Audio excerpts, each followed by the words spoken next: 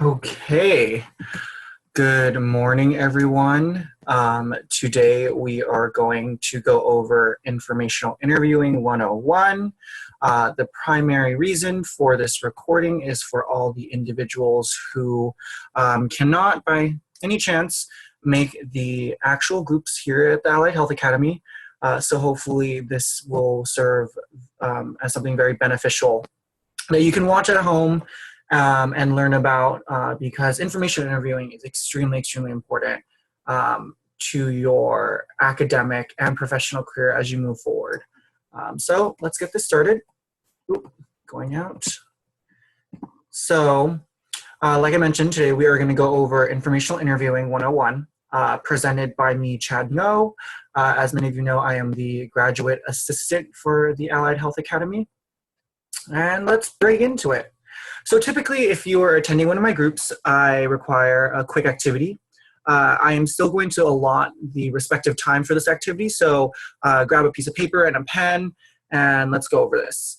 So for this quick activity, you are going to come up with a list of 2 to 3 people that you know that are studying / working in your desired allied health fields. So being in the Allied Health Academy, we focus on 6 different areas: public health, counseling, social work, communicative disorders, occupational therapy, and physical therapy. So whichever track you're on, please list down 2 to 3 people that you know. They could either be professors, mentors, volunteer coordinators, or even fellow students, undergrad or graduate, that you have encountered or know. So take a few moments to write 2 to 3 down. If under any circumstance you don't know 2 or 3, just put 1, and we can start from there. So I'll give everyone some time for that.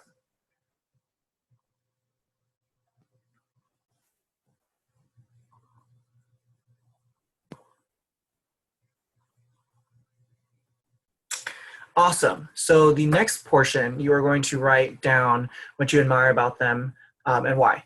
So for the individuals you listed, write down what you admire about them and why.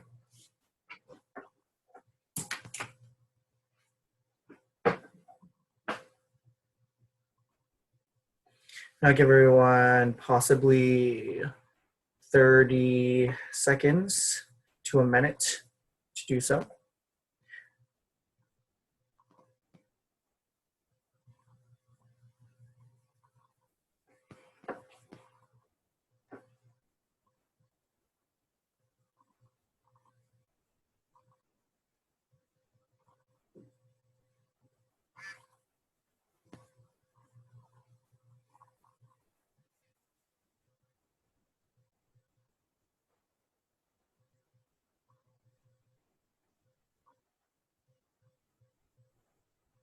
Awesome.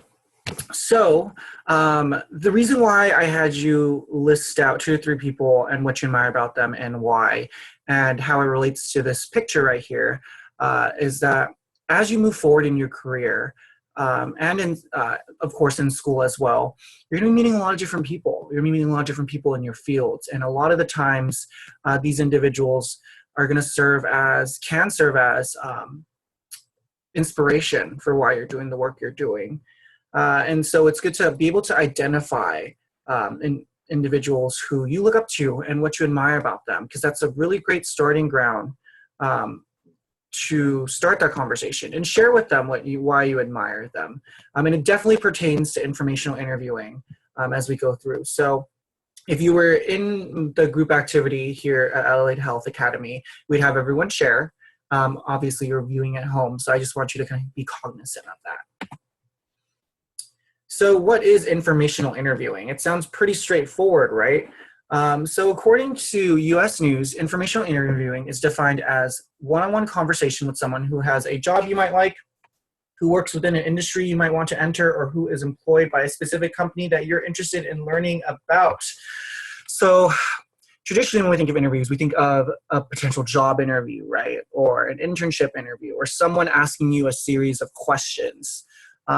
And informational interviewing is interesting in the sense that the table has flipped and you are the one asking questions. You are the one who has identified someone that you that works in your field that you admire, kind of hence the first activity. And what type, and so you identified them, and now you're going to be asking them questions about their career choice, their academic trajectory, and all of that. So are they important? They're important because it gives you an opportunity to gather firsthand information about career fields you are considering. So what better way to learn about a specific career field than to ask a person who's currently studying or working in that field? It provides the opportunity for you to expand your network of professional contacts. I can't express it enough. Network, network, network, and network. Informational interviewing at its core is a component of networking because you are putting yourself out there to meet an individual in the field and asking them very important questions and potentially nurturing and building a relationship there. You may receive frank advice about a profession or industry that you will never read in a book. I cannot stress the importance of this bullet point the most. Obviously, when you're searching for grad programs, all the schools and universities are going to be like, this is the best program, choose this school, this is what we offer, these are the career projections, X, Y, and Z. But until you actually talk to a current graduate student and or professional, will they tell you really what to expect? You know, the struggles of the field. Maybe there's oversaturation of physical therapists at the moment, or social workers, or maybe there's a new certification that came out for anyone with an MPH who wants to enter, let's say, a nutrition or go on a set off on the nutrition route. So talking to a professional is really important because they'll give you the firsthand knowledge, because sometimes what you read in your textbook doesn't necessarily translate to how it is in real life. There's a kind of balance between the two that you should find, and it's really important. And the last bullet point, you can obtain valuable advice about entering and advancing in the field, as well as ideas for locating contacts or job leads within the profession. What better way to know about the field and the trajectory you may be on than to ask a current professional? They would probably share with you advice that they normally, that they maybe did not anticipate themselves. They might link you potentially to a contact they may know. I want to stress, though, that when you're conducting an informational interview, the primary reason you're doing so is to extract knowledge. It's for your benefit. You're not necessarily looking for a job at the moment. This is asking questions and learning about a field that you're particularly interested in. That could eventually lead to a job. And of course, the source for this, these bullet points is from Yale University. And so when you access, all this information, this whole PowerPoint can be accessed on the Titanium page. So when you access a Titanium page, you can actually click on the link to the PDF, the Yale PDF, and there'll be more bullet points that weren't highlighted. So how are informational interviews different from job interviews? You know, like I said before, and like I mentioned, when you hear the word interview, you initially jump to that very kind of rigid, structured, maybe anxiety-provoking type of situation where you're vying for a current job. But it's completely different. And I think that once you can reframe and understand that informational interviews are different and you are in control and the ball is in your court, it takes a lot of that stress and anxiety off your shoulders.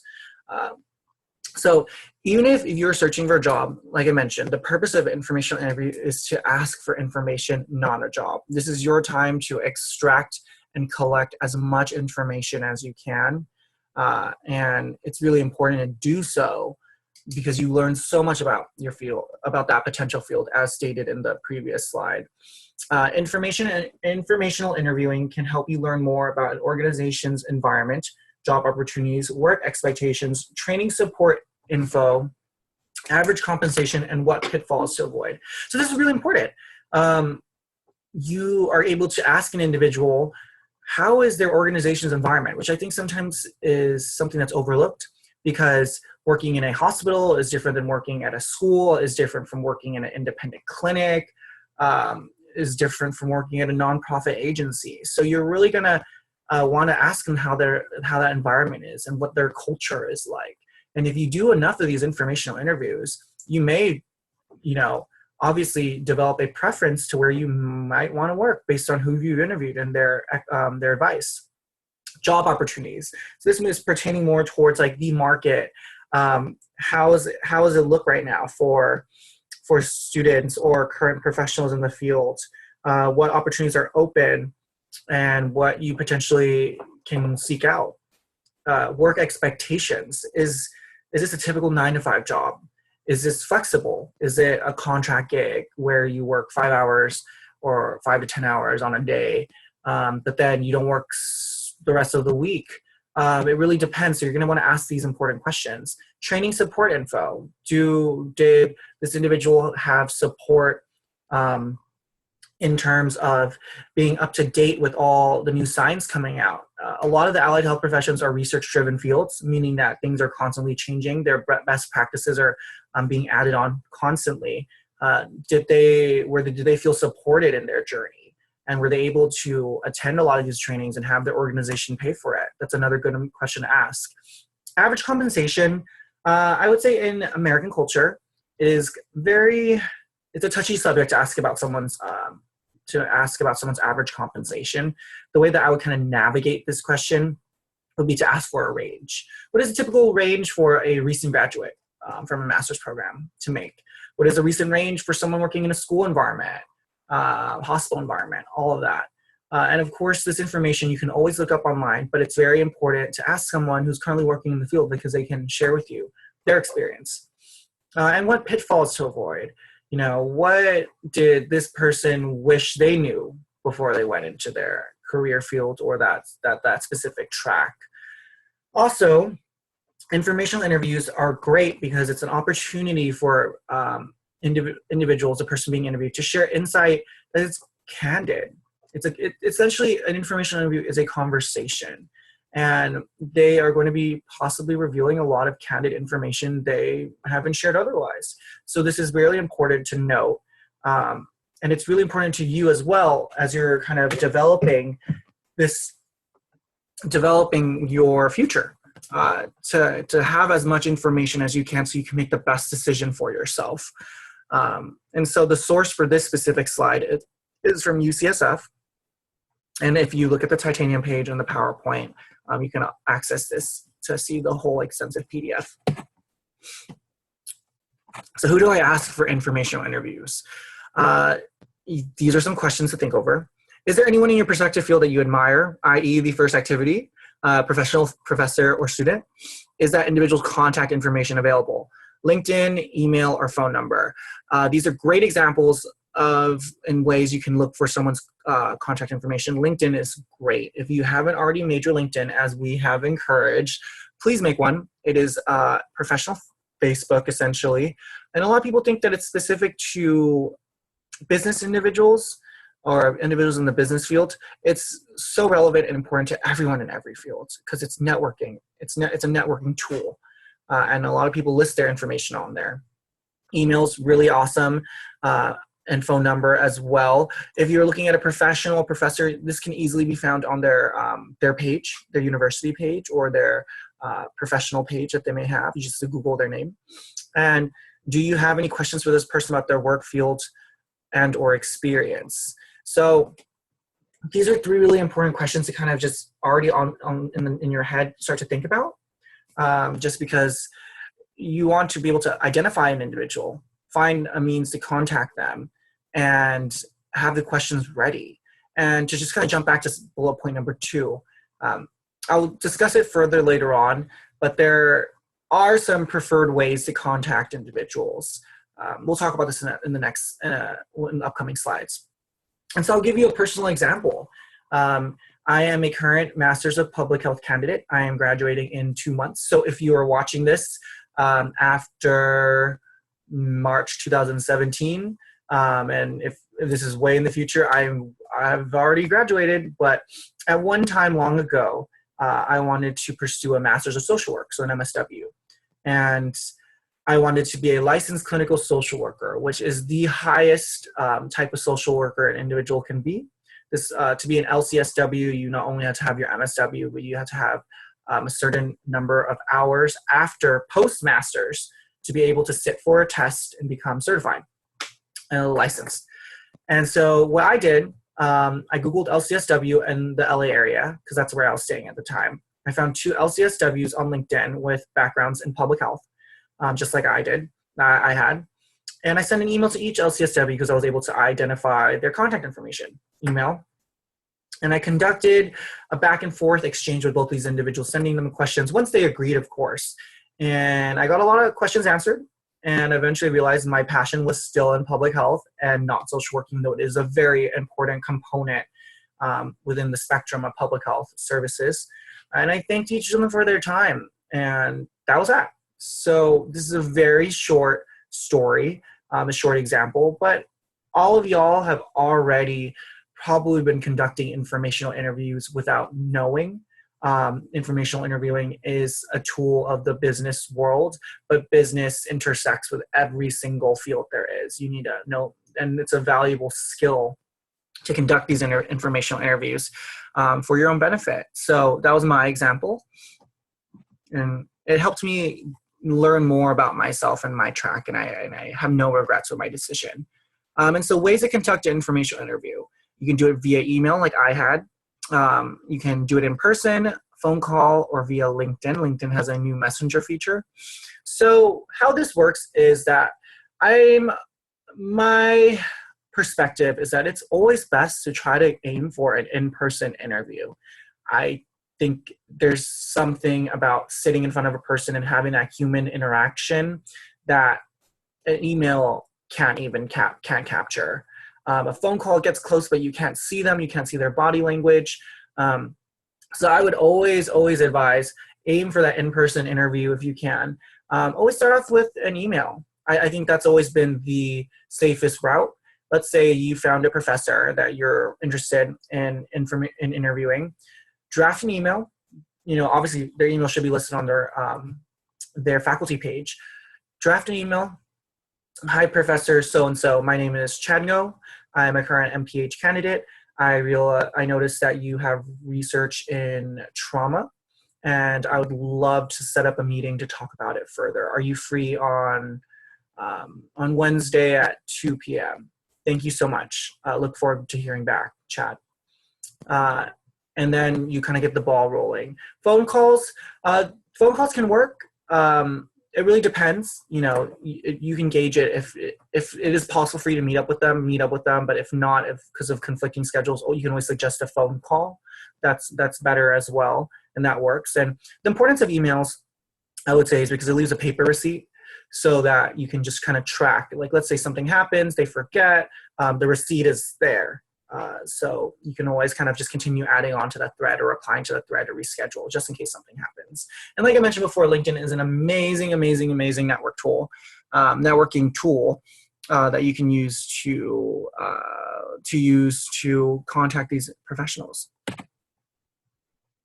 So how do you conduct an informational interview? Like I mentioned before, and I kind of glazed over it, start with a simple email or phone call, email preferred.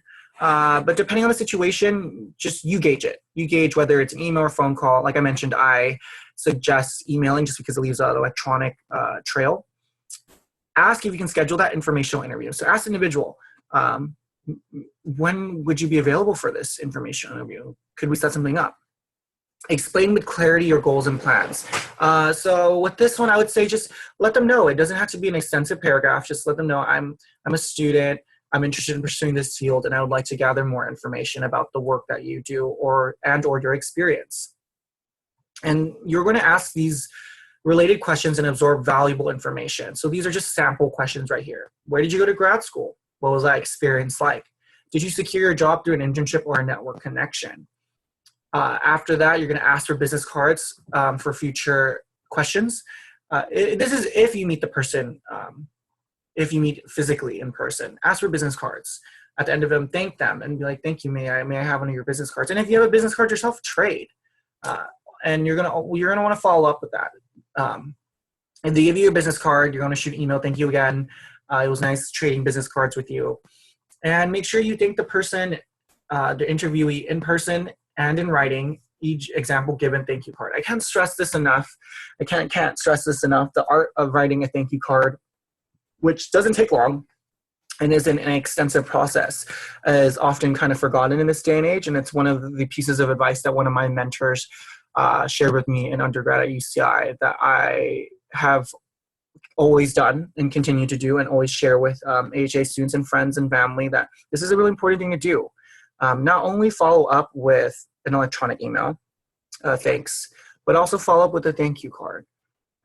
You can go to a store like Target and pick up a pack of 10 thank you cards for $4 or $5, and they have different types of designs. Keep it in your backpack. Get into the habit of writing thank you cards, because this is what's going to make you memorable.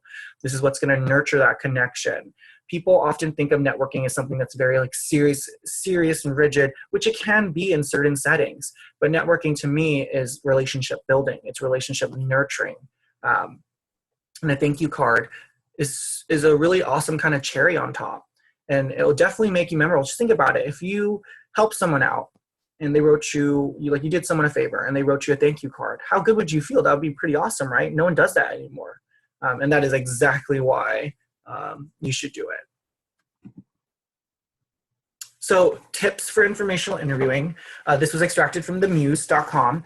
And like I mentioned before, you can just look at the Titanium page and access the link there via the PowerPoint. So the tips, don't be afraid to ask questions. This is your opportunity to ask all the questions you want about that field. I know that some folks who are extroverted will definitely thrive, and this is a great opportunity for you to have more conversation. For those who are introverted, this is also an opportunity to thrive, because you're having a one-on-one interaction. It takes away the pressure and the stress of like maybe a social environment, because you're sitting one-on-one with the person. The ball is in your court, as well as all the questions. So do your research. Before meeting with a person, do a quick little search into their history, their academic and professional history, that is, and look up where they went to school, where they may be from, or what's shared on their faculty or professional page. Find little key points that you could bring up in conversations, such as, oh, I noticed you're from the Bay Area, and then you listed San Francisco as a city that you lived in. I'm from San Jose. That's super cool. Like, that's just a small little connection right there that you can bring up that can kind of make the conversation more comfortable. Prepare your questions. Now, I don't want everyone to just go through information review and have like 10 questions and be like, okay, now on to question 7 and 7A and 7B. Have a framework. Have a list of questions, or have kind of themes in which you want to ask the individual, but make it a conversation. Let it flow naturally, and find a way to integrate those questions into the conversation. You want to keep these questions short.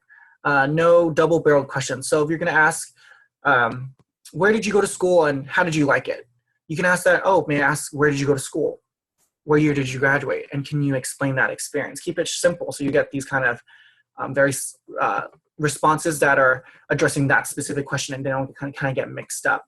And you're going to cement the connection via that thank you card, via thanking them for their time and energy, and just making a really good impression.